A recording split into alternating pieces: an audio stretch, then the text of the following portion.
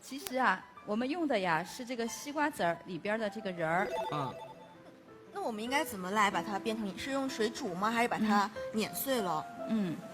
你有2种方法啊，一个呢就是你可以去买那个西瓜籽啊，晒干的，然后你剥这个仁儿出来。还有一种方法呢，你可以连壳一起，把它连壳带仁一起切碎，然后去煮。煮完以后呢，喝这个水也是可以。你在家要做的话，你要记住啊，这个切碎以后要煮的时间很长，大概要不然煮多长时间不出来，要煮1个小时以上， 1个让这个小时以上水煮的浓浓的，嗯这样呢它磁教性才好。然后你可以加一点点冰糖来调味儿，就可以每天当茶喝了。哦，这样很好，对就不会让我再每天觉得治病是很痛苦的。是的啊。